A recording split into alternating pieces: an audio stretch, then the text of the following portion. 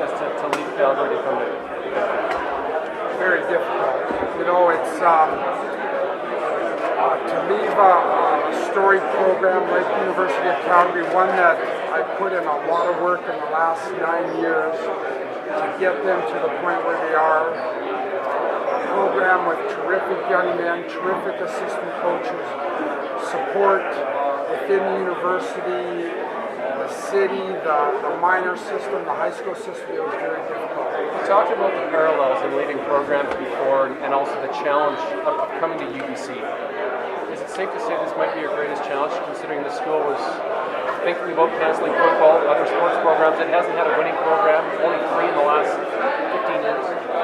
You know, it definitely could be. You know, it was something that I thought about long and hard, but I was convinced in my discussions with the athletic department, with the backers, that it was time for UBC. They wanted to step up, and they wanted to put their football team as the flagship and get them back on the map. I've always felt that BC is rich with talent. The university is rich with tradition. Now it's just a matter of combining everything, changing the culture, making sure that the kids realize what it takes to be successful, and I think I'm capable of doing that. Having watched the team from the sidelines for the past 8 years, what has caught your eye the most about the team, and what are you looking forward to most about coaching them? Well, a question that I've answered in the back to myself a lot has been, what's the talent level like on the program currently? And I can honestly say this may be the most talent-laden team that I've taken over previously. And again, I think it's more or less installing a new culture, installing a culture of work ethic, of speed, of strength, of accountability. And once the kids realize that they need to be accountable to themselves and their teammates, I think you'll see a change fairly quickly. Was there leaving Calgary, were they, that process you mentioned, like how long did that take and sort of how did it come about? You know, again, anytime you leave a program, it's very difficult.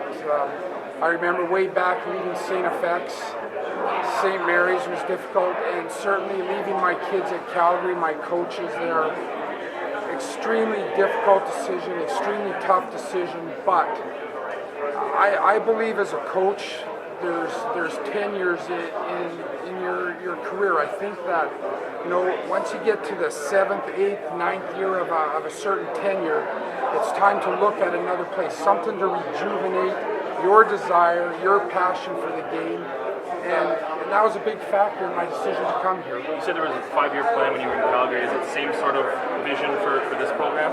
Absolutely. I believe that 5 years is enough to get a program to the level where they need to be. It's certainly not written in stone. It could happen sooner. At St. Mary's, it happened in 2. Calgary, it happened in 4.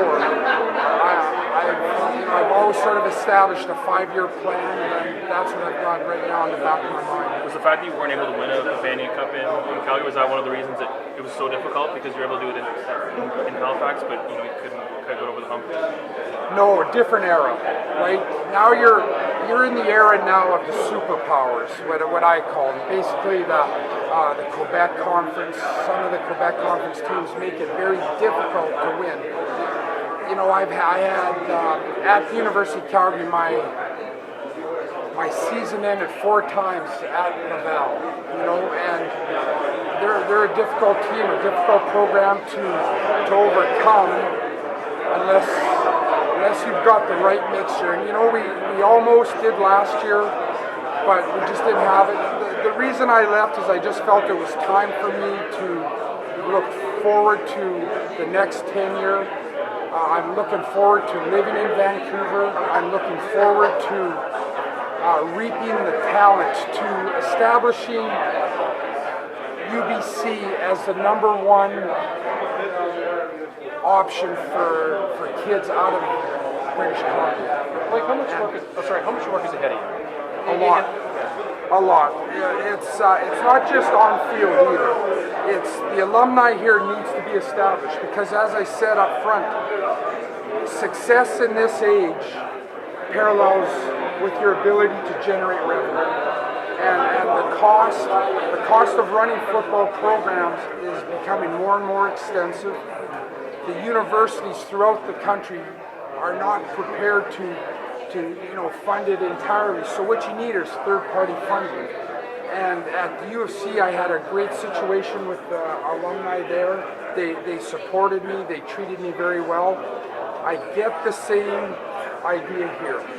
And that was a big reason for my decision. Have they given you any assurances in regards to the longevity of this football program? Because there has been so much turmoil here the last year with programs, as well as, as you mentioned, to make it more profitable because it's so expensive to run programs. Was that part of your decision to know that, 2-3 years down the road, they're not going to go through the process that they went through a year ago?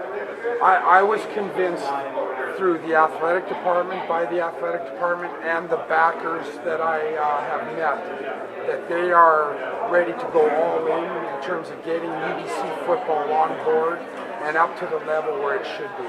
What's the budget nowadays to win a Vanier Cup with?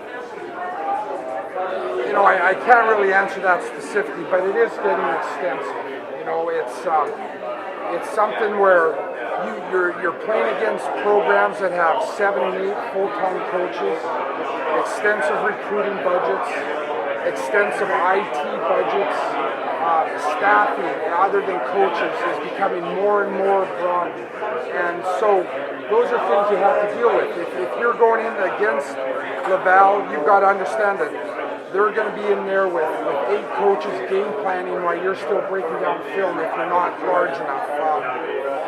But once again, I feel that you may not, the Laval is at one end of the continuum, there are programs at the other end. I don't necessarily think you have to be at the top end of the continuum, but you got to be within striking distance. What about coaches? Sean had 2 full-time staff. How many do you hope to have full-time assistants? And was that part of the discussion? Yeah, the staffing was a big part of the discussion. We need to find a way to get more coaches on full-time, yes. Where is UBC at the other end of the spectrum? We talked about the powerhouses. Where's UBC right now? I've recruited a lot of the athletes that are on this team. It has a number of athletes who I think are at the talent level where they need to be successful. It's not at the bottom.